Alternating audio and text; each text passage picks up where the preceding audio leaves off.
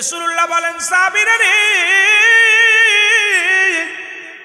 আমি তিনজন সাহাবীর নাম ঘোষণা করলাম। এক নাম্বার সাহাবী হযরত হুযায়ফা রাদিয়াল্লাহু তাআলা, জোরে বলা যাবে না মারহাবা, আরো জোরে। এরপরে আরো দুজন সাহাবীর নাম ঘোষণা করলেন রাসূলুল্লাহ। কয়জন?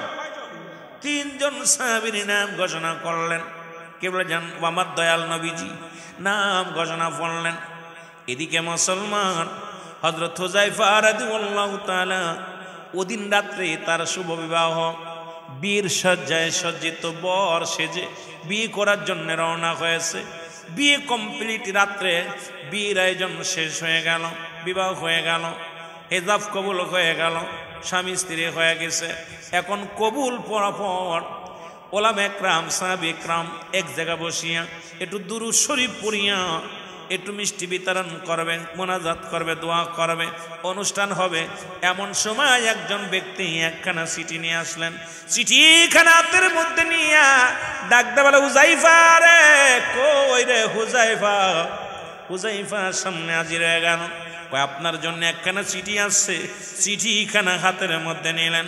হাতের মধ্যে নিয়ে পড়ে দেখে, হুযায়ফা রে, আগামীকাল হুনাইনের যুদ্ধ শুরু হবে।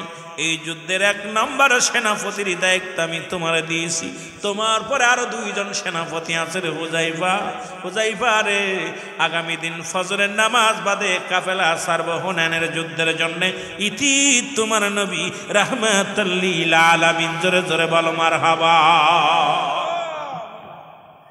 অল্প একটু কথাগুলো বলি। নবীর প্রেমের কত ওয়াজ করা লাগবে ভাই? 2-4 ঘন্টা 5 ঘন্টা আমাদের হয় না। তারপরেও চিন্তা করি 2 মিনিট পাইলেও পারি। কথা বুঝেননি? 1 মিনিটও পারি। দরবার শরীফে যখন 2 মিনিট পাই বরকত আন, তখন মনে হয় যে 2 ঘন্টা কথা বলছি। আবার জনগণকে যখন বুঝাইতে আসি, এইরকম কত ওয়াজ হয়েছে, শেষ করতে তো পারি না।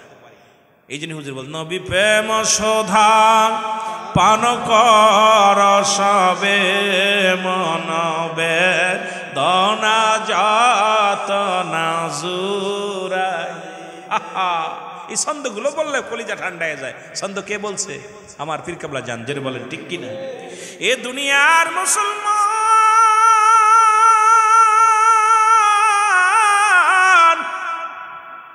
হযরত হুযায়ফা রাদিয়াল্লাহু তাআলা রে, চিঠিখানা যখন হাতের মধ্যে নিয়া বললেন, হুযায়ফা রে, আমি তোমার হুনাইনের যুদ্ধে 1 নাম্বার সেনাপতি বানাইয়া, হুযায়ফা রে, তোমার নাম আমি ঘোষণা করেছি।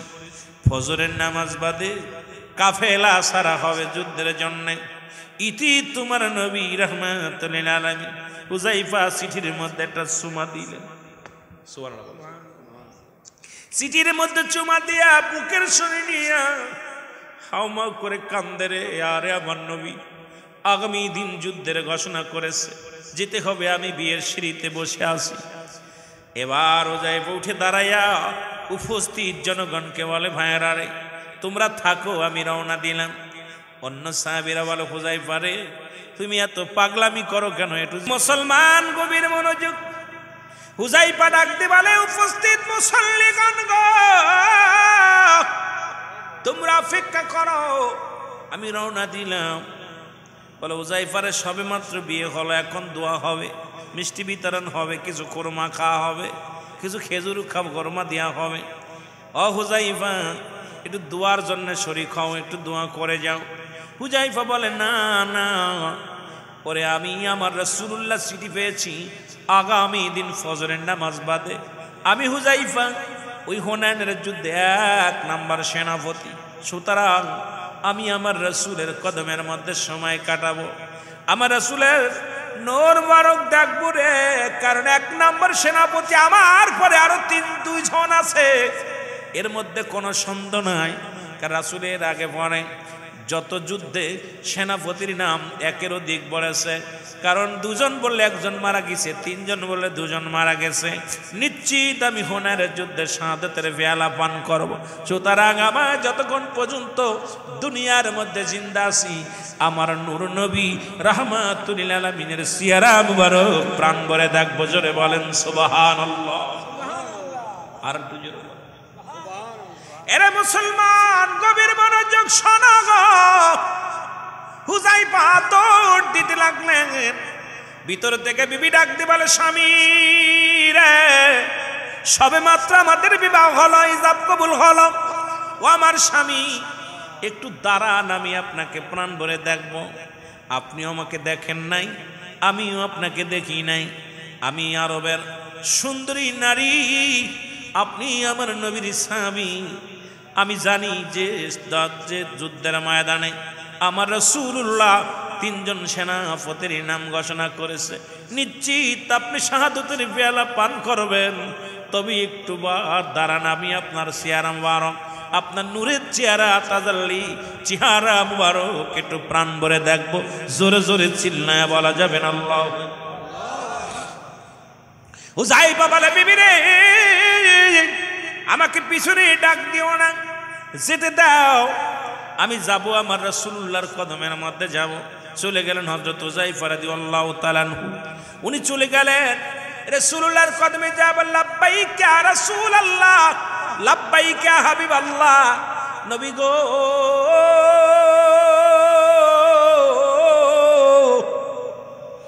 আমি হুযায়ফা আপনার কদমের মধ্যে আসছি। আল্লাহর নবী ডাক দিয়ে বলে, হুযায়ফা রে, তাড়াতাড়ি যুদ্ধের সরঞ্জাম গুছায় নাও, কারণ ফজরের নামাজ বাদে কাফেলা ছাড়া হবে। ফজরের সালাত বাদে, ফজরের সালাত নামাজ শেষ করিয়া হুযায়ফা রে, আমরা কাফেলা নিয়া হুনাইনের যুদ্ধের দিকে রওনা দিব। তুমি দেরি করো না, সব গোছায় নাও। হুযায়ফা গোছায় নিলেন, সরঞ্জাম গোছায় নিলেন। এদিকে ফজরের আযান পড়ে গেল, সালাতু খায়রুম মিনান নাওম। কম থেকে নামাজ উঠতো। হযরত বেলাল রাদিয়াল্লাহু তাআলা আযান দিলেন গো, আর হযরতে রাসূল আকরাম সাল্লাল্লাহু আলাইহি ওয়াসাল্লাম ইমামতি করলেন। সাহাবীরা রাসূলুল্লাহর পিছে নামাজ আদায় করলেন। হযরত হুযায়ফাও নামাজ আদায় করলেন। নামাজ শেষে নবীজি সাহাবীদেরকে নসিহত শুরু করলেন, কারণ একটু পরেই তো সব মালামাল নিয়ে, যুদ্ধের সরঞ্জাম নিয়ে যুদ্ধের ময়দানে যাবে, হুনাইনের যুদ্ধে যাবে। রাসূল যখন আলোচনা করলেন, এমন সময় একখানা চিঠি হুযায়ফার হাতের মধ্যে আসলেন। হুযায়ফা চিঠিখানা নিয়ে পড়ে দেখেন, সাদের স্বামী, স্বামী রে, এই মহল্লার মধ্যে সব চাইতে সুন্দরী নারী আমি। আমার স্বামী, জীবনে কোনোদিন আপনি আমাকে দেখ, একটা বার অনুরোধ করব, আয় আয় আমার বুকে আয়, একবার শুধু আপনার চরণ ধুলি আমার গায়ে মাখবো, একবার শুধু আপনার পায়ের মধ্যে একটা চুমা দিব। স্বামী আয় আয়, একটা বার আপনাকে আমি প্রাণ ভরে দেখবো। এই চিঠির মধ্যে লিখে দিলেন হুযায়ফা, স্বামী, বিবি, বিবি রে, তুমি আমার ডিস্টার্ব করো না, কারণ যতক্ষণ পর্যন্ত দুনিয়ার জিন্দেগিতে বেঁচে আছি, আমার রাসূলুল্লাহর চেহারা মুবারক আমি প্রাণ ভরে দেখবো। জোরে জোরে বলো মারহাবা। আবার একখানা চিঠি আসলেন। যুবক বন্ধুরা আমার, চিঠির মধ্যে এইরকম 3-3বার চিঠি আসলেন। হুযায়ফা চিঠিগুলো, মুসলমান চিঠিগুলো বুকের মধ্যে ধরে চোখ দিয়া দপদর করে পানি ছেড়ে দিলেন। রাসূলুল্লাহ তাকায় দেখে হুযায়ফার চোখে পানি। হুযায়ফা পানিগুলো মুছে নবীজি বলেন, হুযায়ফা রে, তুমি কিসের জন্য এত পেরেশানি? তার হাতের মধ্যে কি? বলে, না হুজুর, কিচ্ছু না। বলেন, আরে হুযায়ফা, তুমি লুকায়ও না, আমি দেখেছি তুমি একবার নয়, দুবার নয়, 3-3বার পত্রখানা পড়ছো, আবার 3-3বার তুমি এটা উত্তরে দিছ। হুযায়ফা রে, বলো কিসের পত্র? বলে, ইয়া রাসূলুল্লাহ, ইয়া হাবিবাল্লাহ, আপনার কাছে আমি লুকাইব না, আমি নতুন বিবাহ করেছি গত রাত্রে, আমি আমার বিবিকে দেখি নাই, বিবিও আমাকে দেখে নাই। ইয়া রাসূলুল্লাহ, ইয়া হাবিবাল্লাহ, আপনি যুদ্ধের জন্য প্রথম সেনাপতি নাম ঘোষণা করেছেন, আমি রওনা দিয়ে আপনার কদমের মধ্যে আছি। আমার নবী বলে, হুযায়ফা রে, ও হুযায়ফা, তুমি যাও, আমি তোমাকে কিছু সময়ের জন্য ছুটি দিলাম, যাও তোমার বিবির সঙ্গে সাক্ষাৎ করে আসো। হুযায়ফা চলে গেলেন রাসূলুল্লাহর হুকুম শুনিয়া। হুযায়ফা চলে গেলেন বিবির কাছে। অনুমতি মুসলমান শোনো, রাসূলুল্লাহর হুকুম নিয়ে রাসূলুল্লাহ হুযায়ফা চলে গেলেন বিবির কাছে, সালাম বিনিময় করলেন। বিবি ভিতর থেকে আসলেন, আসা পর হুযায়ফা ডাক দেখায়, বিবি রে, আমি যাব হুনাইনের যুদ্ধে, সুতরাং তুমি আমাকে প্রেম নিবেদন করো না, তুমি আমাকে ভালোবাসতে শোনা রে বিবি, যতক্ষণ পর্যন্ত আমি আমার রাসূলকে দেখি প্রাণটা জুড়িয়ে যায়, যাকে দেখলে খোদা নিবারণ হয়ে যায়, যাকে দেখলে আমার গম হারাম হয়ে যায়। এ বিবি, সেই রাসূলুল্লাহ আমাকে হুকুম দিছে, সেনাপতি বানায়া দিছে রে, হুনাইনের যুদ্ধে 1 নাম্বার সেনাপতি আমি যাব যুদ্ধের ময়দানে রে বিবি, তুমি আমাকে ভালোবাসা দিও না, কারণ বিবি রে তোমার প্রেমের ফাঁদে যদি তোমার ভালোবাসার প্রেমে পড়ে যায় তাহলে আমার রাসূলের কথা ভুলে যাব, আমি এই যুদ্ধে যাওয়ার কথা ভুলে যাব।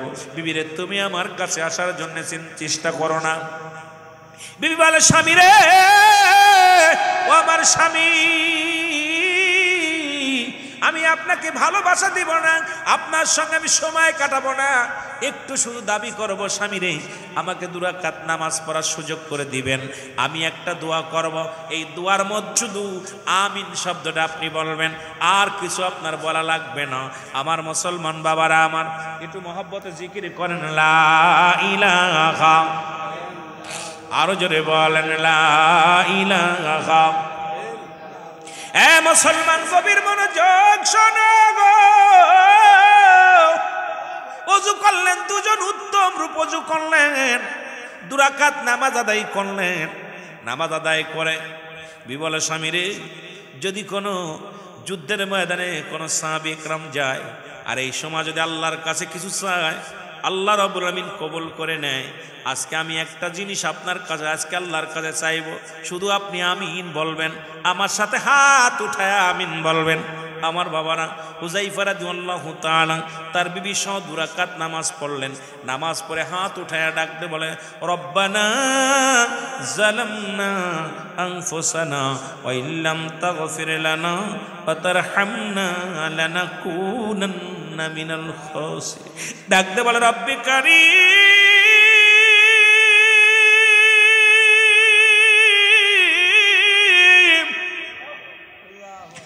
আমার রাসূল 3 জন সেনাপতির নাম ঘোষণা করেছে। আমার স্বামী 1 নম্বরে, আল্লাহ আমার স্বামী গাইতো শাহাদাতের বেলা পান করবে 1 নম্বরে। আল্লাহ আমি বিধবা হয়ে যাব, গত রাত্রে আমাদের বিবাহ হয়েছে, আমিও স্বামীরে দেখি নাই, স্বামীও আমারে দেখে নাই। আল্লাহ আমার স্বামীরে তুমি গাজী বানাইয়া আমার বুকে তারে ফিরায় দিও। সঙ্গে সঙ্গে হুযায়ফা রাদিয়াল্লাহু তাআলা হাত ছেড়ে দিছে। জোরে বলেন মারহাবা। স্ত্রী বলে, স্বামীরে কি করলেন? আরে এখন তো রব্বে কারীম কবুল করে নিবে, আমি হাতটা নামাইলেন। বিবি রে তুমি মিছে মিছে দোয়া করো, আমার নবীজি আমারে 1 নম্বর সেনাপতি বানাইছে, তারপরে আমার পরে আরো 2 জন আছে, নিশ্চিত আমি শাহাদাতের পেয়ালা পান করব। তুমি আমার জন্য, আমার রাসূল জান্নাতে যাওয়ার জন্য, আমার রাসূল ইসলামের জন্য কুরবানি হওয়ার জন্য, আমার নাম যেহেতু 1 নম্বর ঘোষণা করেছে রে বিবি, তুমি আমারে বাঁচার জন্য কেন দোয়া করো, আমাকে গাজী হওয়ার জন্য কেন দোয়া করো? তুমি দোয়া করো আমি যেন সবার আগে যেন শাহাদাতের পেয়ালা পান করতে পারি, আমি যেন শহীদ হতে পারি। জোরে জোরে বলেন মারহাবা। এ বিবি, বিবি চোখের পানির কান্দার কয়, স্বামী রে আপনি বিয়ে না, আমি বড় এতিম হয়ে যাব, বিধবা হয়ে যাব। কয়, স্বামী বিবি রে আমি দোয়া করি তুমি বেঁচে থাকো, আসরের ময়দানে দেখা হবে, জান্নাতের মধ্যে মিলন হবে, জান্নাতের মধ্যে আমাদের বাসর হবে। বিবিরে বলিয়া রওনা হয়ে গেলেন। হুযায়ফার বিবি চোখের পানি ছেড়ে দিয়ে স্বামীর দিকে তাকায় রইলেন। যতদূর পর্যন্ত 2টি চোখে রাখি, যতদূর পর্যন্ত দৃষ্টি শক্তি যায়, হযরত হুযায়ফার বিবি তাকায় তাকায় শুধু চোখের পানি ছেড়ে কান্দে। পিছন দিকে একবার হুযায়ফা পিছনের দিকে তাকান না, ডাকতে বলে, বিবি রে তোমার ওই রূপ যৌবনের মোহে পড়িয়া আমি আমার রাসূলের ভালোবাসা নষ্ট করতে পারবো না।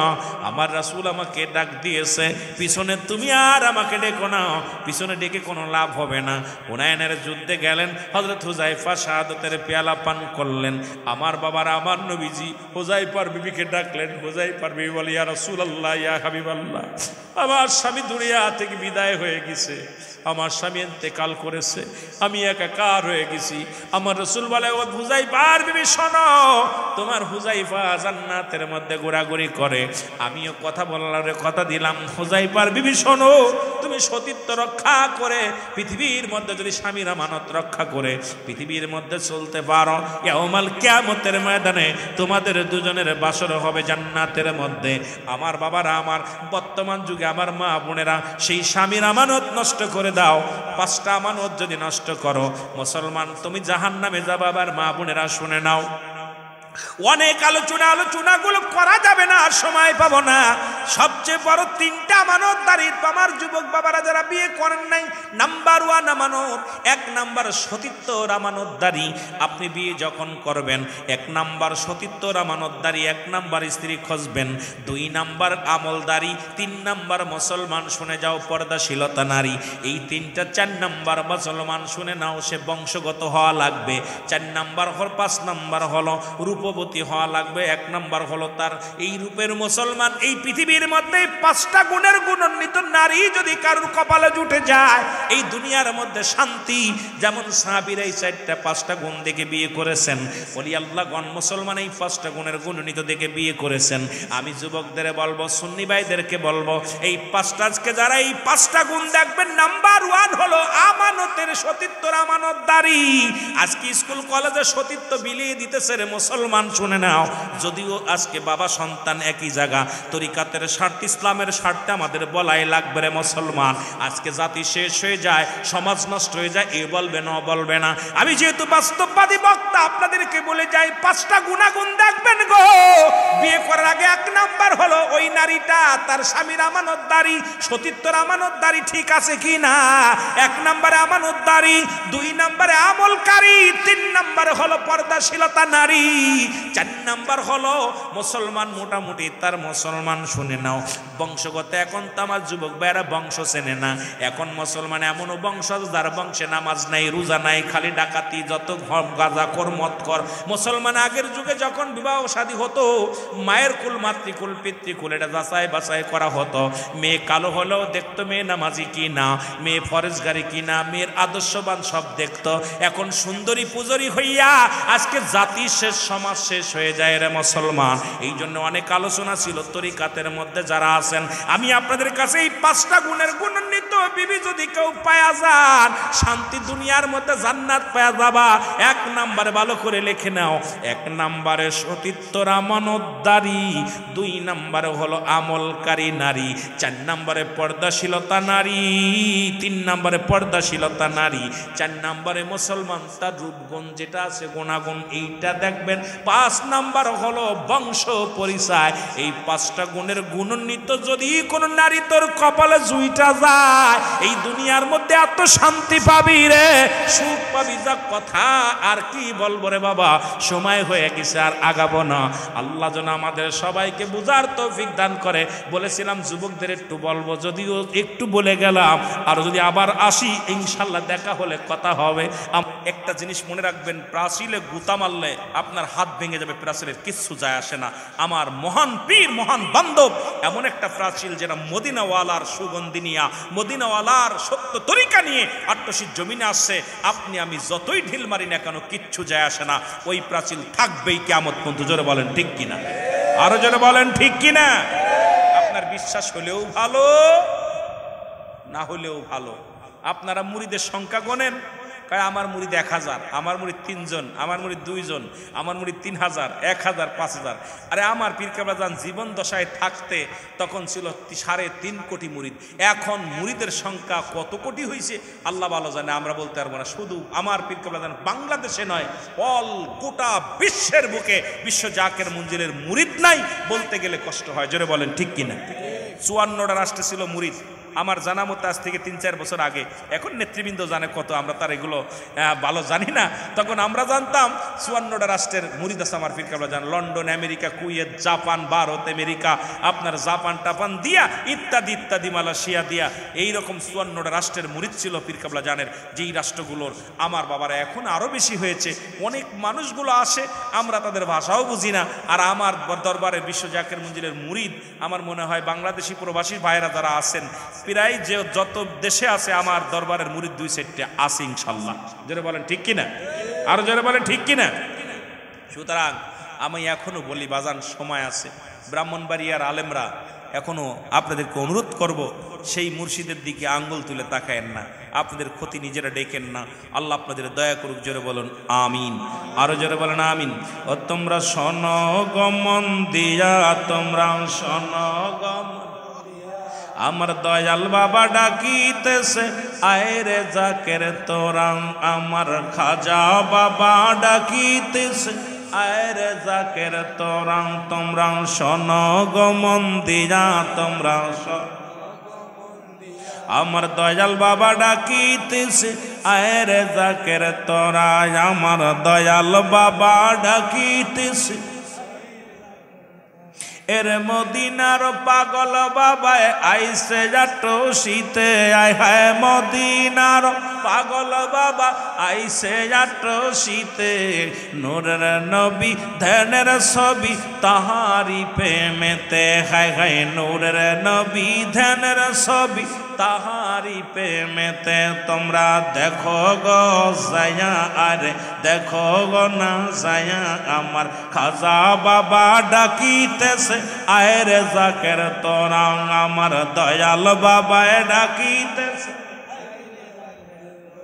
আমার খাজা বাবায় ডাকিতেছে, আয় রে জাকের তোরা, আমার দয়াল বাবা।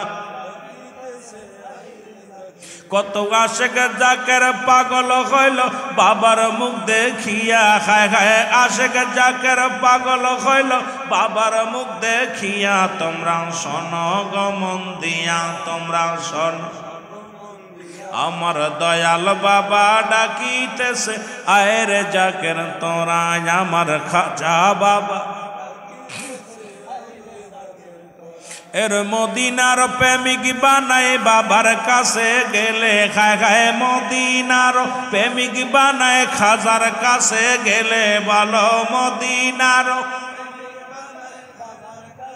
ওগো আল্লাহ আল্লাহ জিকির করে কলবে সকলের, খায় খায় আল্লাহ আল্লাহ জিকির করে কলবে সকলের। তোমরা সনগমন দিয়া, তোমরা সনগমন দিয়া, আমার দয়াল বাবা ডাকিতেছে, আয় রে জাকের তোরা, আমার খাজা বাবা।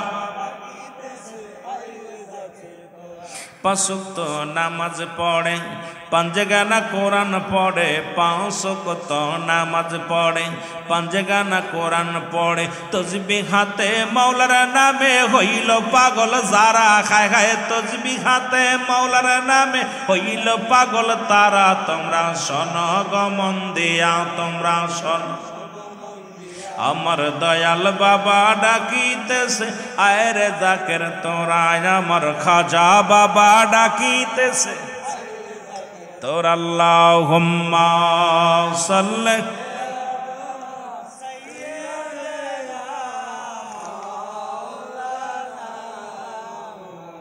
ওয়া আলা আলি সাইয়্যিদিনা।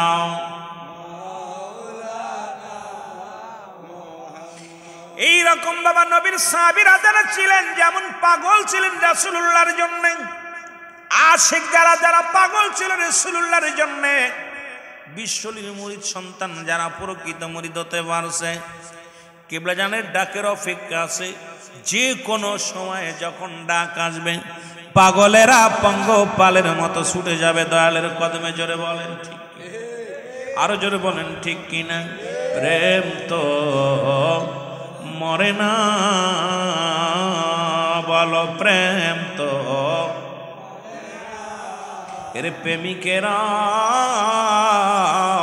দিশে হারা, প্রেম তো,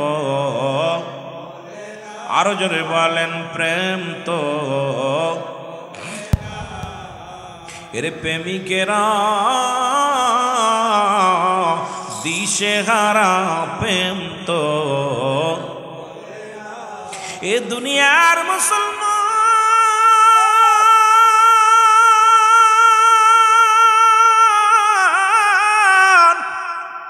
হঠাৎ একটা কথা মনে পড়ে গেল, রাসূল আকরাম সাল্লাল্লাহু সাল্লাল্লাহু আলাইহি ওয়াসাল্লাম সাহাবীদেরকে ডাকলেন। সাহাবীরা আসলেন। রাসূলুল্লাহ বলেন, সাহাবীরা রে, আগামীকাল ফজরের নামাজ শেষ করার পর, আর একটু জোরে বল, ফজরের নামাজ শেষ হওয়ার পর আমি তোমাদের বলি হুনাইনের যুদ্ধ হবে। আর এই হুনাইনের যুদ্ধে আমি তোমাদের যাওয়ার জন্য অনুরোধ করলাম। তিনজন সাহাবীর নাম ঘোষণা করলেন। কয়জন? জোরে বলেন কয়জন? এই জোরে বলেন কয়জন? এটা রাসূলুল্লাহর প্রেমের মধ্যে ঢুকে অনেক লম্বা আলোচনা। বাবা 12:30টা বাজতে চলল, কারণ একটার ভিতরে কমপ্লিট করা লাগবে। অনেক আলোচনা আগাইতে পারবো না, কারণ হুজুরের জীবনী নিয়ে যদি আমি আলোচনা সারা রাত বলি শেষ হবে না, আলোচনা শেষ করতে পারবো না। ছোট ভাই উনিও একটু বলেছে, আমি একটু বললাম। এখন শরীয়তের কিছু কথা বলি, নবী প্রেমের কথা একটু বলি। না বললে বাবারা, আমার অনেক যুবক বাবারা প্রতিদিন তো শরীয়তের ওয়াজ কতই করলাম, শরীয়তের আলোচনা কতই না শোনাইলাম। আজকের তরিকাতের কথাগুলো বললাম, আপন পীরের কিছু দিক নির্দেশনা কথা বললাম। বাবারা আমার, এর জন্য অনেকের কষ্ট লাগবে, কিন্তু জাকের ভাইদের কলিজারা ঠান্ডা হয়ে যাবে। কারণ জাকের ভাইয়েরা, যার পিতা যার মাতা দুনিয়ার মধ্যে সন্তান তার পিতার প্রশংসা শুনতেই ভালো লাগে। আবারে যতই অন্যর বাবারা আমার, বাবারা আমার, বন্ধুরা আমার